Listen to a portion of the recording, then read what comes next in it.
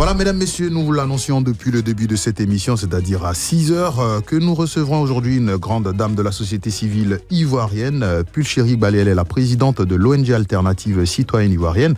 Avec elle, bien entendu, on va épulcher. Ouais, j'aime bien ce jeu de mots. Oh là là. On va épulcher justement l'actualité pour être plus sérieux. Alors, Mayem, aujourd'hui, nous avons l'honneur de recevoir une grande dame. Oui, moi je suis très contente parce qu'on va parler effectivement des déguerpissements, mais ça fait du bien de voir des femmes activistes en Côte d'Ivoire qui ne lâchent rien. Alors, Madame Pulchérie, bienvenue dans le Cocorico. Bonjour, merci beaucoup. Alors, moi, ma première question pour vous, ce sera en tant que présidente de l'ONG Initiative Citoyenne, Alternative Citoyenne, pardon. Quand vous avez entendu parler des déguerpissements, quel a été votre premier réflexe, votre première pensée? Bonjour à tous les auditeurs. Ma première pensée, ça a été encore. Parce que justement, ce n'est pas la première fois que ça se passe. C'est depuis 2014 que dans le cadre du plan Orsec, ils ont commencé avec ces déguerpissements abusifs. Oui. Alors, justement, parlant de déguerpissement. Beaucoup de victimes qui ne sont pas encore entrées dans leurs droits et on en rajoute. Voilà, alors Pulchérie Balé vient de fonder justement une coalition d'ONG de déguerpis et de menacés de déguerpissement. Justement, quelles sont les motivations de cette coalition qui a été fondée et quels sont les principaux acteurs de cette coalition? Ok, les acteurs de cette coalition, ce sont les victimes, anciennes comme nouvelles, les menacés de déguerpissement, puisqu'il y a un programme qui a été annoncé, et puis des ONG qui se soucient du bien-être de toutes ces populations-là. Voilà. Et l'objectif de cette coalition, c'est de fédérer toutes les capacités de tous ceux qui sont touchés par ces questions-là pour une lutte beaucoup plus efficace, pour une synergie d'action. Voilà un peu. Alors, la coalition a commencé justement à recenser, selon les informations, les personnes affectées pour leur permettre justement de demander des indemnisations, de faire des recours en justice. Aujourd'hui, à combien sommes-nous de personnes recensées et quelles sont les actions justement dans les jours à venir à envisager pour que ces personnes-là rentrent dans leurs droits? On n'a pas de chiffres, les chiffres totaux, mais d'après les recensements qui sont déjà effectués, au niveau de ceux de 2014-2015, il reste encore 141 personnes à indemniser. Au niveau de ceux de Port-Boué, en 2018, vous avez vu ceux qui dormaient au cimetière. Il y a 429 familles, aucune n'a été indemnisée. Au niveau de ceux de 2021, à Koumassi, il y avait 237 familles. Elles n'ont pas aussi été indemnisées. Il y a 145 qui sont dans une procédure judiciaire. Au niveau des déguerpis de 2024, là, à GESCO, ils ont recensé... GESCO, il y a plusieurs groupes. Voilà, on a ceux de Pays-Bas. GESCO Pays-Bas, pour l'instant, ils ont recensé 112 propriétaires de bâtis et 4 propriétaires de terrains nus, mais ils n'ont pas encore fini. Au niveau de Banco 1, le village de Banco 1, là-bas, ils nous ont dit qu'ils ont 303 propriétaires de bâtis, mais ils n'ont pas encore fini. Et là, je ne vous parle même pas des locataires. Parce que quand ça se passe comme ça, les gens s'en vont. Il faut que ce soit maintenant les propriétaires qui disent qui étaient leurs locataires et autres. Il y a aussi 133 éleveurs dont les fermes ont été détruites à GESCO Rivière sans qu'ils n'aient été avertis. Donc, encore moins indemnisés. Et il y a des groupes même pour les projets, parce que vous savez, il y a deux types on va dire, de déplacement. Quand c'est dans le cadre d'un projet formel financé par des bailleurs, où on demande à l'État de mettre l'emprise à disposition, comme c'est le cas pour, comment on appelle ça, le 4e pont, voilà. Normalement, là-bas, on respecte des procédures. Mais malgré cela, il se trouve que le 4e pont est achevé, il est mis en service, mais il y a encore 5% des personnes affectées qui ne sont pas encore indemnisées. Voilà. Et donc, c'est assez grave ce qui se passe. Alors, vous avez justement énuméré des vagues successives de déguerpissement. J'y arrive depuis donc des années. Oui. Et vous nous dites que plusieurs personnes, justement, dans ces catégories n'ont pas encore été indemnisées. Oui. D'où vous vient donc cet espoir que cette vague sera indemnisée si tant est que, depuis longtemps, les victimes ne sont pas indemnisées? Bon, nous, c'est notre rôle d'interpeller l'État lorsque les droits ne sont pas respectés. Voilà, et donc l'espoir, il est dans la lutte que nous menons, il est dans la solidarité aussi que nous espérons autour de cette lutte, mais il est surtout dans l'espoir que les gouvernants vont se ressaisir, parce qu'on ne peut pas continuer comme ça. Normalement, le développement est censé améliorer les conditions de vie des populations. Absolument. Donc, et on parle aussi de lutte contre la pauvreté. Dans le gouvernement même, il y a un ministère qui est dédié à cela. Donc, on ne peut pas comprendre que ce soit le gouvernement lui-même qui soit à la base d'une précarisation des conditions de vie de populations censées déjà être pauvres. Voilà, donc franchement, c'est... Alors, mesdames, messieurs, on rappelle à toute fin utile que nous sommes en compagnie de la présidente de l'ONG Alternative Citoyenne Ivoirienne, justement, qui a mis sur pied une coalition d'ONG de déguerpis et de menacés de déguerpissement. Avec elle, nous parlons justement de cette actualité. On se retrouve juste après la pub pour parler justement du combat que vous allez mener justement pour que ces personnes-là retrouvent donc une certaine dignité et leurs droits surtout. Voilà, nous sommes encore une fois en compagnie de Pulchérik Balé, présidente de l'ONG Alternative Citoyenne Ivoirienne, mais cette fois avec la casquette de la responsable de la coalition d'ONG de déguerpis et de menacés de déguerpissement, avec qui justement nous parlons des actions à mener dans le cadre de cette opération de déguerpissement. Alors Mayem, alors de 2014 que les déguerpissements abusifs ont débuté jusqu'à aujourd'hui, lorsque vous vous approchez des populations déguerpies ou menacées de déguerpissement, quelles sont les différentes étapes pour les aider après le recensement? Ok, merci beaucoup. Avant de répondre à cette question, c'est important de préciser que si on voulait vraiment préserver les droits des populations, l'idéal aurait été que le recensement se fasse avant le déguerpissement. Parce qu'après le déguerpissement, il est vraiment difficile de reconstituer toute la base des personnes affectées. Donc, quand nous allons vers ces populations, en ce qui concerne les victimes, on leur demande quand même de faire le recensement et puis d'écrire aux autorités. Parce qu'avant le déguerpissement, évidemment, il n'y a pas de dialogue. On les surprend.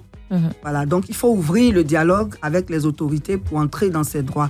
Donc, on leur demande d'écrire en adressant toutes les listes et puis on les suit dans le suivi de ces courriers-là. Est-ce qu'on les reçoit? Est-ce qu'on les reçoit pas? Quand on les reçoit, on les accompagne parce que les populations ne sont pas toujours informées de leurs droits et puis elles n'ont pas toujours du répondant face aux autorités. Donc, on les accompagne dans toutes les démarches qu'il faut.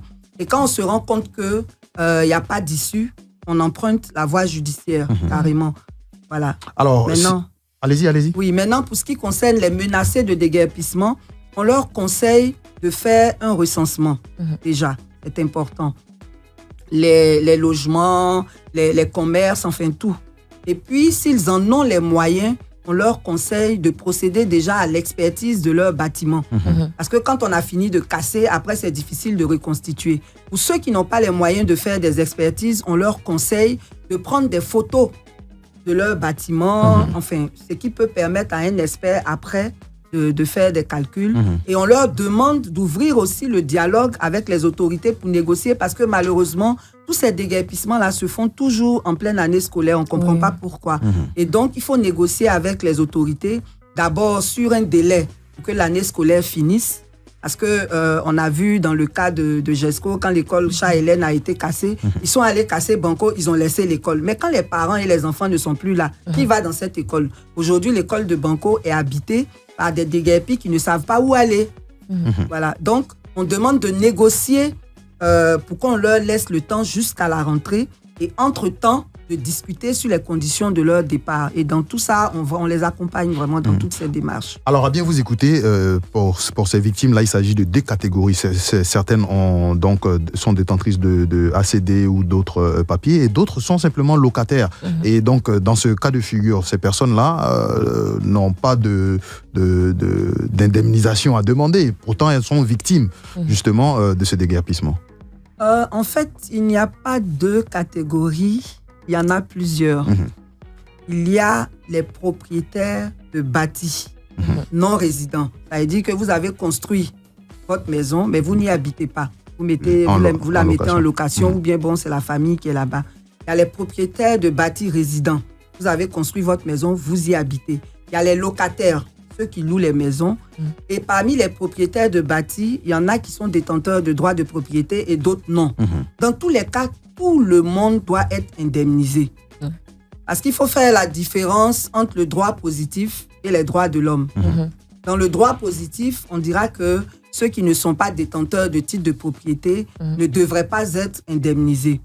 Mais quand on prend les droits de l'homme, et là on parle maintenant de dignité humaine, même ceux qui n'ont pas de droit de propriété, ils ont une certaine légitimité. Pourquoi ? Tout simplement parce que une ville, en principe, répond à un plan. Et ce plan-là est sous la responsabilité du gouvernement, à travers le ministère de la Construction, mais aussi les mairies. Donc, quand il y a des zones qui ne devraient pas être constructibles, qui ne devraient pas être habitées, qui sont habitées, il y a une responsabilité de la part du gouvernement quand on a laissé ces populations-là s'installer. Il y en a qui sont là depuis des décennies, qui payent les impôts, qui vivent là. Et puis, parce que ces populations sont là, on construit des écoles, on construit des hôpitaux. Donc, ça veut dire que l'État a finalement accepté que les gens soient là. Donc, est-ce qu'on peut détruire la maison de quelqu'un comme ça, sans rien lui donner, simplement parce qu'il n'a pas de papier, alors que bien que n'ayant pas de papier, on l'a laissé là. Souvent même, pendant que les gens construisent, on met des inscriptions pour les empêcher de continuer, mais ils continuent, ils terminent. Donc, il y a une complicité des agents de l'État dans le fait que ces quartiers-là soient habités. Du coup, il faut indemniser tout le monde. Et vous savez, quand il y a ce genre de déguerpissement abusif, on n'en parle pas, mais il y a beaucoup de gens qui meurent de AVC. Oui. Parce que s'il y a des gens qui n'avaient pas grand-chose, il était chauffeur, il était ouvrier, il s'est débrouillé pour avoir un terrain, il a construit sa vie là. Bon, pour lui, c'est tout ce qu'il a en fait. Voilà, donc, du point de vue des droits de l'homme, tout le monde doit être indemnisé. Justement, parlant de droits de l'homme, l'Observatoire du barreau et le Conseil national des droits de l'homme ont demandé tous deux justement l'arrêt pur et simple de cette opération de déguerpissement. Est-ce que vous partagez justement cet avis et si oui, est-ce que vous avez entrepris des démarches vers ces structures pour fédérer justement vos actions? Merci beaucoup. Permettez-moi de profiter de votre antenne pour remercier justement le barreau et le CNDH, parce qu'effectivement, c'est ce qu'il y a lieu de faire. Il y a lieu d'arrêter avec tout ça, faire un point, indemniser les victimes, et si on est obligé de poursuivre, le faire dans le respect des normes.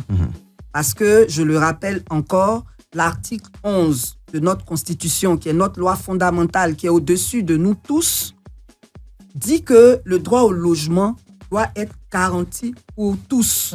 Et que lorsque, pour cause d'utilité publique, le gouvernement ou l'État doit prendre un site, il doit y avoir une indemnisation préalable. C'est écrit noir sur blanc. Préalable et juste. Donc, ces déguerpissements-là sont anticonstitutionnels. C'est tout à fait donc normal que des avocats et le CNDH prescrivent que cela s'arrête. C'est vraiment ce qu'il y a lieu de faire. Est-ce que vous avez décidé justement de vous approcher de cette structure Oui, bien sûr. En fait, on voulait d'abord créer la coalition. Très bien. Cette semaine même, on va leur adresser des courriers pour les rencontrer. Alors, des mesures ont été annoncées suite au dernier Conseil des ministres par le gouvernement et par les ministres eux-mêmes. Que pensez-vous de ces mesures par rapport au dernier déguerpissement? Et est-ce que pour vous, ce sont des mesures réalistes et suffisantes? Merci beaucoup. En fait, ces mesures-là ne sont ni réalistes ni suffisantes. Tout simplement parce qu'elles n'ont pas tenu compte du contexte elles n'ont pas tenu compte des préjudices que les populations ont. C'est justement pour réparer ces préjudices. Mais il vaut mieux ne même pas en commettre. Et c'est ce que je disais la dernière fois à la télévision. Tous ces agents des ministères, là, ils sont informés des procédures. Je vous ai cité l'article 11, mais on a des textes, notamment il y a un décret de 1930. Donc depuis même avant l'indépendance, les gens savaient qu'il fallait indemniser les gens avant de les exproprier. Et donc, il y a un problème de volonté politique. On aurait pu éviter toute cette situation.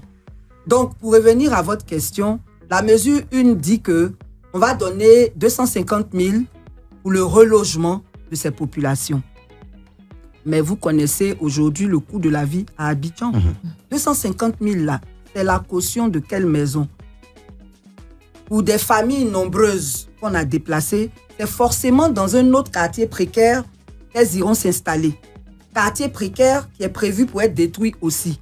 Donc ça veut dire que non seulement l'argent ne suffit pas, mais l'État est en train de gaspiller. Parce que les gens vont aller encore là où on ne veut pas qu'ils aillent. Cette opération, l'État l'a annoncé d'un coût total de 18 milliards quand même de francs CFA. 18 milliards, c'est très peu. C'est très peu. C'est pour ça que je dis qu'il aurait mieux valu ne pas procéder ainsi. Parce que le drame, c'est qu'on déguerpit ces populations, on détruit leur vie et dans l'immédiat, on ne fait rien sur ces sites. Ça veut dire qu'on aurait pu prendre le temps de laisser ces populations-là partir tranquillement. Et mieux penser le plan. Voilà. Donc là, on parle de relogement de ces populations-là, mais il n'y a pas de précision sur quelle catégorie on prend en charge dans ce relogement-là. C'est-à-dire que non seulement le montant n'est pas suffisant, mais le relogement, est-ce que c'est pour les locataires? Parce qu'eux aussi, ils ont été lésés. Même s'ils ne sont pas propriétaires de bâtis, en pleine année scolaire, on vient demander à quelqu'un de partir, c'est un préjudice. Donc, est-ce que c'est toutes les catégories qui sont concernées par ce relogement? Parce qu'on en arrivera tout à l'heure quand on va parler du point 5, mais on n'a pas pris en compte les commerçants. Je vous parlais des éleveurs, les 133 éleveurs de Gesco-Rivière. Ils sont installés sur un site qui ne leur appartient pas parce que c'est la Sodefort qui les y avait installés. Mais ce n'est pas l'État qui a financé leur commerce. Il y en a qui ont pris des crédits auprès de leur banque pour investir. Il y a des retraités parmi, il y a des handicapés parmi. Et subitement, on vient détruire leur ferme sans les prévenir. Ils ont négocié 1 semaine, ils ont refusé. Et moi, mais ça fait plus d'1 semaine que ce site a été détruit, on n'y a rien fait. Ça veut dire qu'on aurait pu leur laisser le temps de déplacer leurs animaux. Et là, il y a des animaux qui sont morts, il y a des animaux qui se sont échappés, ils ont tout perdu, voyez-vous. Donc, cette affaire de 250 000 pour le relogement, là, il n'y a pas que le relogement, il y a aussi les activités. Le deuxième point nous dit qu'on va aider les détenteurs de droits là, à acquérir de nouveaux sites. Là aussi, on espère que ce sera des sites qui auront les mêmes dimensions que les terrains qu'ils ont perdus.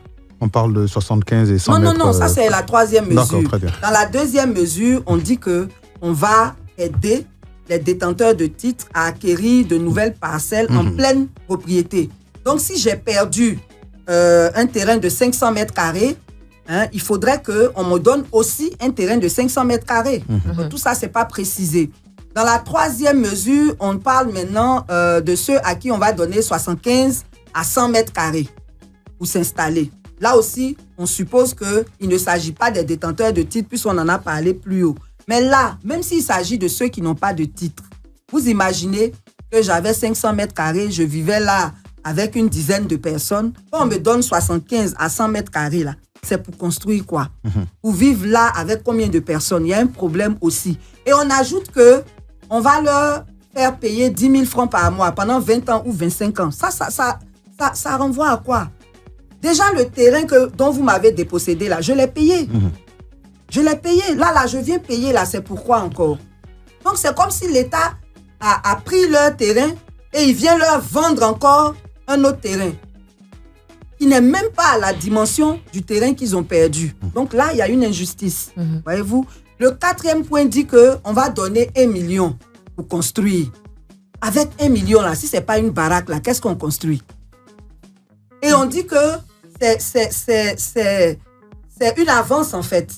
Bon, le reste, là, ça vient quand? Il y a un problème. Il ne faut pas donner des mesures juste pour apaiser la situation. Il faut que ce soit vraiment utile et réaliste. Et là, il y a un problème. On ne peut pas construire une maison digne de ce nom avec 1 million sans savoir dans quel délai on a le reste. La 5e mesure dit qu'on va aider les sans-emploi. Bon, vous n'avez pas fait de recensement avant de déguerpir les gens. Là, vous allez voir que ça sera encore une occasion pour les fraudes. Comment on identifie les sans-emploi qu'on a chassés? Si on avait fait un recensement avant, les catégories seraient plus claires, ce serait plus facile de prendre des dispositions. Mais là, comment on les identifie? Et puis, quand on regarde ces 5 mesures-là, on se rend compte qu'on a oublié les commerçants. Parce que dans ces quartiers-là, il y avait des gens qui vivaient de leur commerce, qui ont été aussi détruits. Ceux-là, comment on les indemnise? On ne les voit pas dans ces 5 mesures. Et on n'entend aucune organisation de commerçants se plaindre. Alors que ces commerçants-là, ils ont des cartes professionnelles, ils ont une mutuelle. Normalement, ils sont en droit d'être protégés. On ne parle pas de commerçants. Donc, il y a un problème.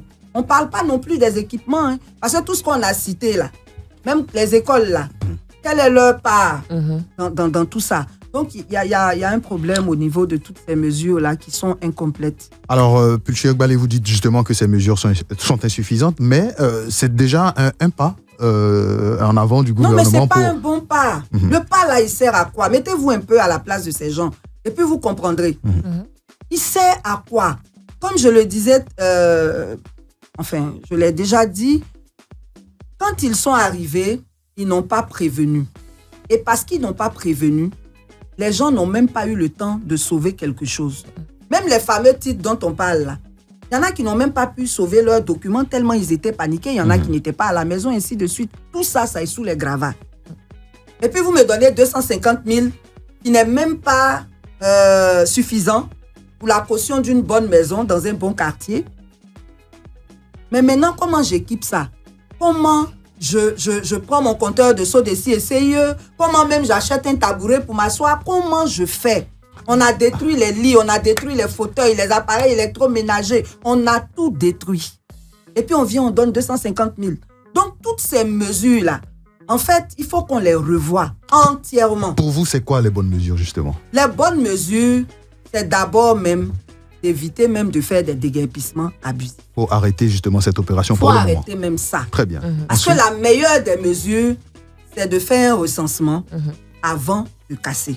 Et quand on a fait le recensement, on évalue les biens, on indemnise les gens. Quand ils s'en vont, on prend possession du site librement. Oui. Donc la meilleure des mesures, c'est le respect des textes. Qui commandent l'indemnisation préalable et juste. Ça n'a pas été fait et maintenant on fait quoi? Ça n'a pas été fait, maintenant on arrête. On fait un point, on répare les préjudices et puis on voit comment on poursuit. Parce que comme je le disais là, c'est pas mauvais de vouloir détruire les quartiers précaires. Mais quand le chef de l'État, par exemple, dit qu'il faut une opération de déguerpissement à visage humain, ça veut dire qu'il y a la volonté politique justement de... Non, mais ça là même, c'est hypocrite. Excusez-moi, mais c'est très hypocrite. On ne détruit pas les vies des gens après pour venir parler de visage humain. Le chef de l'État devait ordonner l'arrêt de ces déguerpissements. Les réparations avant de poursuivre en respectant maintenant les textes pour que ça ait un visage humain. Des mesures ont été prises, notamment donc l'installation d'un comité au sein de la primature pour justement suivre ces justement, opérations. Justement, à propos de ce comité-là même, ils l'ont appelé, quand j'ai lu le communiqué du Conseil des ministres, ils l'ont appelé cellule d'aménagement des quartiers précaires. Et puis on dit que son rôle, c'est le suivi des déguerpissements. Il y a un problème. Quand on parle d'aménagement, là, ça veut dire que les gens ne partent pas, soit on restructure le quartier. En tout cas, il y a plusieurs types d'aménagement. C'est ça. Donc, on ne peut pas dire cellule d'aménagement et puis on dit c'est suivi des déguerpissements. Parce que déjà, le déguerpissement même est une violation des droits de l'homme. On devait dire cellule pour le suivi des déplacements involontaires de population. Et là, on va respecter les textes qui régissent les déplacements involontaires. Mais le simple fait même de dire que c'est une cellule d'aménagement et puis c'est pas pour faire aménagement, c'est pour raser des quartiers, L'aménagement, là, c'est pas raser les quartiers, c'est justement les aménager. C'est-à-dire définir un plan pour les rendre viables. Alors, vous l'avez dit tout à l'heure. Cette cellule, maintenant, on a annoncé la cellule, qu'on nous donne la liste. Parce qu'ils avaient annoncé 176 sites. Après, on nous dit c'est une trentaine. Mais il faut qu'on ait la liste de cette trentaine-là. Alors, nous allons justement revenir dans cette interview après la pub. Il faut rappeler aujourd'hui que le sujet du jour après les communes de Yopougon à Tékoubé ces dernières semaines, c'était au tour des ferrailleurs d'Anomambo de recevoir justement les bulldozers ce samedi 16 mars. Avez-vous une idée de la situation? Que pensez-vous de cette énième opération de déguerpissement du côté de Koumassi? Vous pouvez nous appeler également. Nous sommes en compagnie de Pulchéri Balé. Si vous avez justement des questions à lui poser, vous pouvez nous appeler au 27 225 49 880 juste après la pub. Voilà, nous sommes toujours en compagnie de Pulchéri Balé, présidente de l'ONG Alternative Citoyenne Ivoirienne, mais qui aujourd'hui nous parle plutôt de la coalition d'ONG de déguerpis et de menacés de déguerpissement. Justement, le déguerpissement était au centre de ces échanges. La coalition a identifié certains manquements justement de l'État qui ont été décriés, mais la coalition ne reste pas inactive. Justement, des actions vont être menées, notamment la liste des personnes déguerpies, mais également des actions concrètes sur le terrain pour que justice soit faite. Justement, quelles sont les premières actions dans le cadre de cette coalition que vous allez mener? Ok, déjà, dès qu'on a créé la coalition, juste avant-hier, samedi, on a fait une déclaration. Et mardi, demain, nous allons faire une conférence de presse pour donner plus de détails sur ce que c'est, ce qu'on veut et tout. Et ensuite, nous allons, comme je l'avais dit, faire le suivi des différentes catégories de victimes que nous suivons. Voilà, nous allons écrire au CNDH et au barreau parce qu'il y a des cas pour lesquels il va falloir aller en justice. Au CNDH parce que c'est la structure gouvernementale qui s'occupe des droits de l'homme. Et donc, globalement, nous allons aussi visiter tous les quartiers qui sont menacés. C'est pour ça qu'on demande la liste pour préparer les populations afin que ces déguerpissements-là ne soient pas... Vous demandez la liste à qui? On demande la liste à la fameuse cellule. On va écrire à la primature pour cela, mais on va demander aussi au ministère en charge de l'assainissement parce qu'en principe, c'est eux qui ont la liste des quartiers précaires. Alors, nous avons le téléphone ouvert, le 27 225 49 880. Auditeur en ligne, bonjour. Bonjour. Allô? Bonjour. Oui, bonjour. Oui, votre nom, vous nous appelez d'où? J'appelle le Cocody. Très bien. Namori. Namori, bonjour. Alors, vous avez une question pour Pulchéri Balé, ou sinon, vous pouvez vous prononcer justement sur le énième déguerpissement du côté de Koumassi. Dans tous les cas, nous parlons de déguerpissement. Voilà. Bien sûr. Alors, je salue déjà la team, je salue aussi Mme Pulchéri Balé. Bonjour. C'est bien que la société civile se mette en marche et mène des actions, en tout cas, pour soutenir, pour être présent, en tout cas, dans ce genre de sujet. C'est très important parce qu'il faut avoir une voix des sans-voix. Sur ce sujet, par contre, moi, j'ai un petit problème. Je pense que c'est bien déjà toute l'énergie qui est déployée pour essayer d'aider ces populations, notamment les assister sur le plan juridique et tout. Mais par derrière, je pense qu'il ne faut pas être dans du surréalisme. Pourquoi je le dis? Première chose, ces gens qui ont été déguerpis, ils ont été déguerpis sur certaines bases. C'est vrai qu'on parle de dédommagement, effectivement, certains d'entre eux méritaient d'être dédommagés, mais il ne faut pas oublier qu'il y a une bonne partie aussi pour laquelle le droit n'autorise pas forcément qu'il y ait de dédommagement. Parce que ces personnes ont occupé des sites illégalement. C'est clair, le droit est clair. Ces sites est-ce que c'est pas pour ça qu'il est nécessaire d'arrêter cette opération pour justement faire le point, non.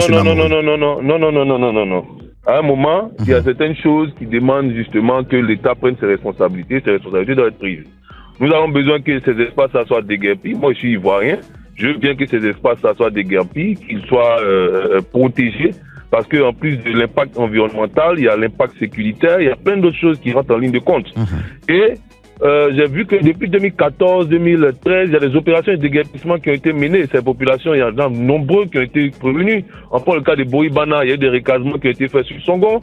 Certains vendent leur maison là-bas et viennent s'installer là encore, ou occupent les maisons et mettent des gens, le reste en location. J'entendais parler du fait qu'il fallait négocier sur les délais de déguerpissement et tout.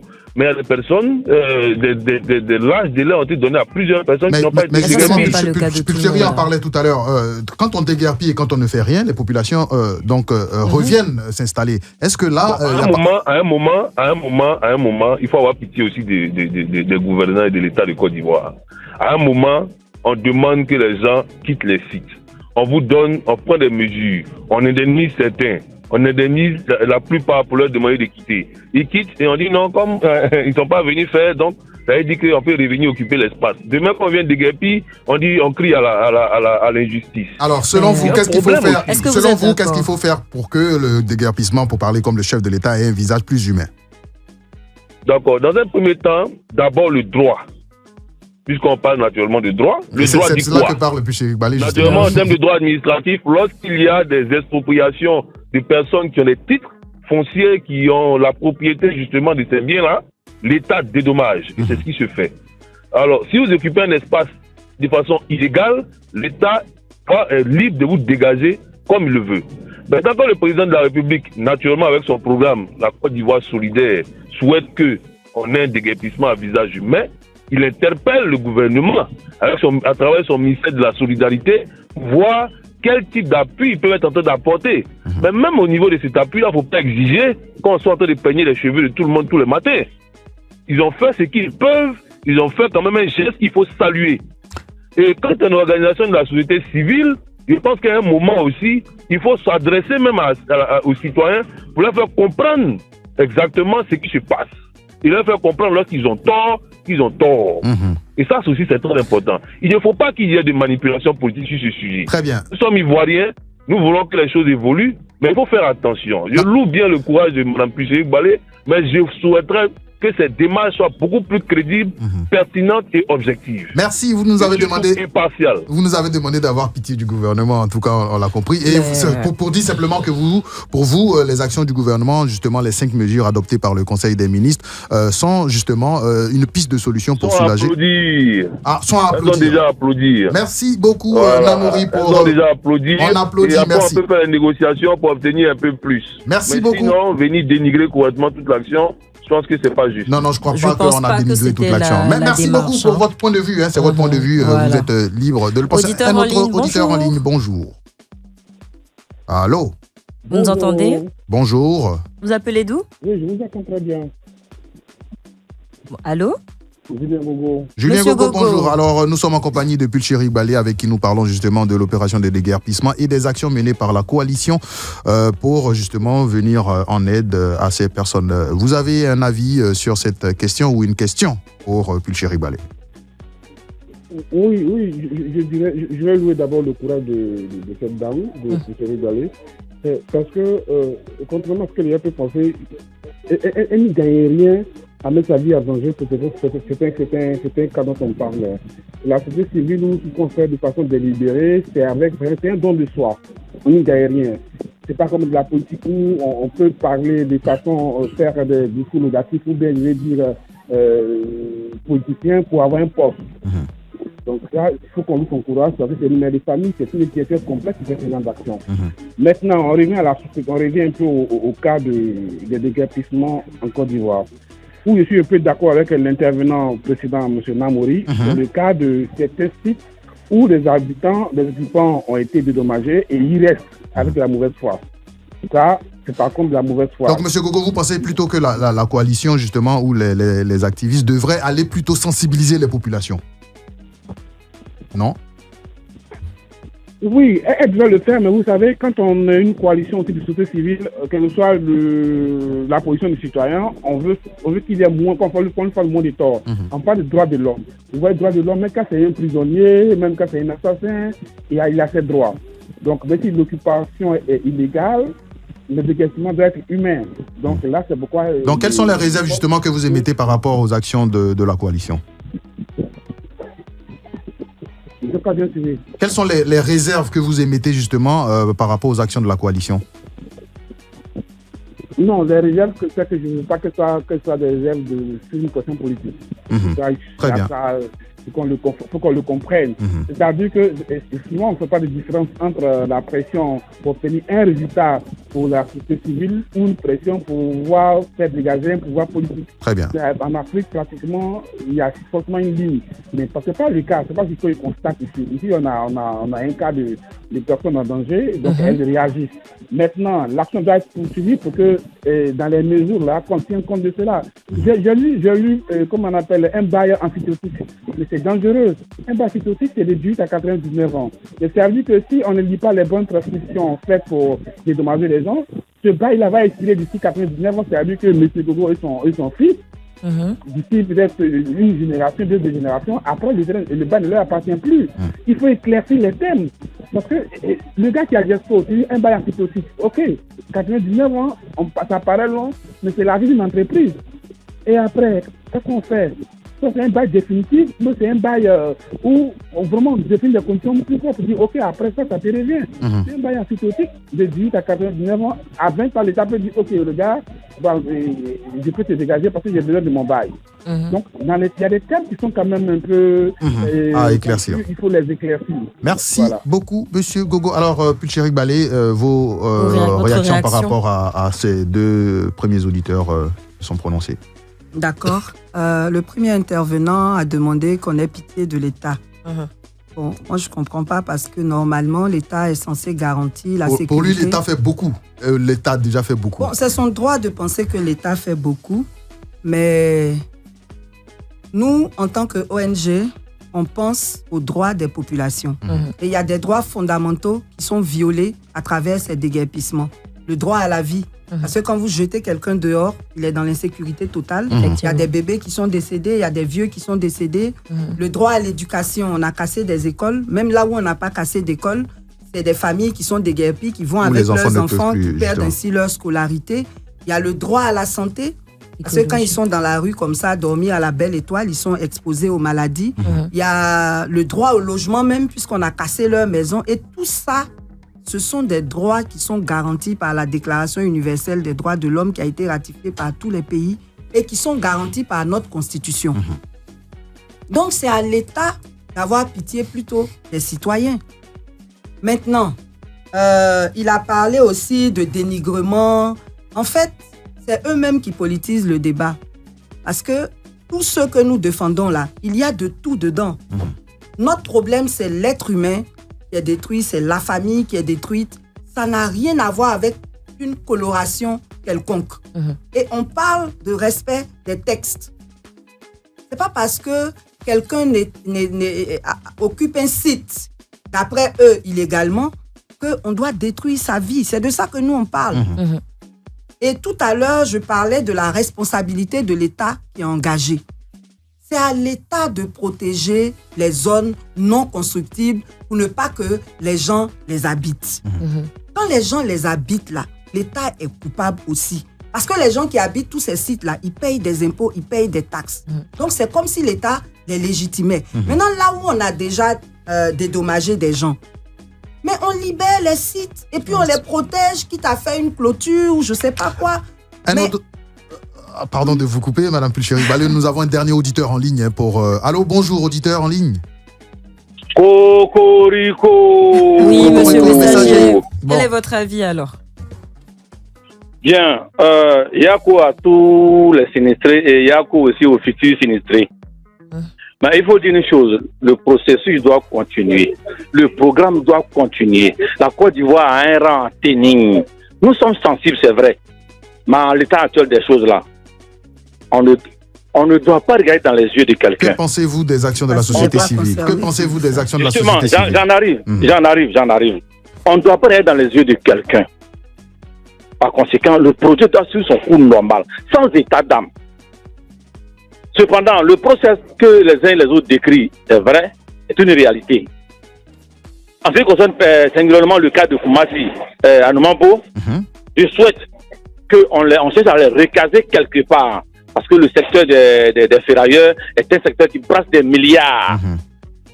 le ministère du Commerce doit, dans ce cas-là, épauler le district, recaser sa zone quelque part, les structurer très bien afin que l'État aussi, quelque part, essaie d'avoir ce qu'il doit avoir. Maintenant, la société civile est dans son rôle. La société civile est dans son rôle. Elle se bat pour avoir bonne figure. Elle se bat pour avoir bonne figure. Elle se bat pour ne pas avoir bonne presse. Elle se bat pour ne pas qu'on dise rien n'est fait. Je suis d'accord. Mais à la vérité, c'est des projets dont notre État a besoin, dont notre pays a besoin. Il y a des réalités qu'on vit. C'est des endroits insalubres. C'est des endroits où il n'y a pas de sécurité. C'est des fumoirs. C'est des ghettos où on vend, où il y a des dealers qui vont sévir. Voilà les réalités. Voilà les réalités. Bon, je pense que la majorité des Ivoiriens n'est pas totalement contre les déguerpissement, mais on demande justement... Mais évidemment. C'est la manière dont c'est fait. C'est pourquoi tout à l'heure j'ai demandé que ça soit structuré. À l'instar, par exemple, du grand marché des Boaké, que les ferrailleurs soient réinstallés quelque part sur nos sites à Abidjan, soit à l'épée, soit de l'autoroute. Il y a plein d'espaces où on peut les recaser. À l'instar de la gare d'Abobo, à Andokwa. Une nouvelle gare a été créée où les transporteurs ont été recasés. On peut faire la même chose pour ces différentes personnes-là. Et ça viendra. L'administration, c'est lent, c'est vrai, mais ça sera fait. Merci beaucoup. Merci, monsieur Messager. Merci. Courage à nous tous. Et bonne journée. Merci beaucoup, Messager, pour votre il me semble que s'il y a une chose, en tout cas que je retiens de leur intervention et de ce que vous avez évoqué tout à l'heure, quand le chef de l'État dit il faut un visage plus humain, c'est à tous les niveaux, c'est pour tout le monde. Je pense qu'il y a des gens qui disent certaines choses parce qu'ils ne sont pas concernés directement par ces actions. Le tout n'est pas d'arrêter, parce que si on a jugé qu'il était bon de le faire, c'est qu'il y a une nécessité quelque part. Mais je pense que dans toute chose, tout chef de projet pourra vous dire la même chose. Quand tu lances un projet, c'est penser de A à Z. Voilà. Il n'y a pas de place pour être inhumain, violer des droits, mais il n'y a pas aussi de place pour être irrationnel. Voilà, ça c'était l'avis de Mahem. Nous allons terminer cette interview malheureusement avec Pulchéri Balé. Nous avons eu quelques auditeurs justement ces derniers. Votre avis et puis on enchaînera avec votre mot de fin sur cette émission. D'accord, merci. Je pense qu'elle a bien résumé les choses. Tu vas rejoindre la société civile. Il y a beaucoup de gens qui... Non, c'est une question de logique en fait. Absolument, non. C'est une question de logique. Quand on n'est pas concerné, parfois on ne comprend pas. Et moi, je pense que le troisième intervenant a été en contradiction même avec ce qu'il disait, puisqu'il a dit Yako, Yako. Après, il dit il faut continuer sans état d'âme. Nous, on n'est pas contre le développement. Ce que l'État a décidé de faire est une très bonne chose. Parce que on peut pas continuer avec les quartiers précaires. Quand bien même dans les pays développés, il en existe, nous, on peut décider qu'on n'en veut plus. Tout ce qu'on demande, c'est que les choses se fassent dans le respect des textes.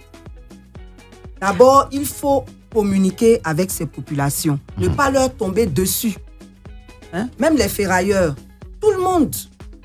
Les gens, on les informe, on prend des dispositions pour qu'ils se déplacent avant maintenant de prendre possession de ces sites. Donc, nous, on veut que ce soit fait selon les principes d'un déplacement involontaire et pas des déguerpissements. Alors, on termine avec le rendez-vous de la coalition. Ça sera demain, la conférence de presse? Oui, ça sera demain, la conférence de presse. Et j'aimerais préciser aussi que je me suis focalisée sur ce qui concerne les victimes et les futures victimes, mais la coalition a aussi l'intention de faire de la sensibilisation auprès des populations des quartiers précaires qui ne sont pas encore concernés, pour que celles-ci s'apprêtent pour ne pas...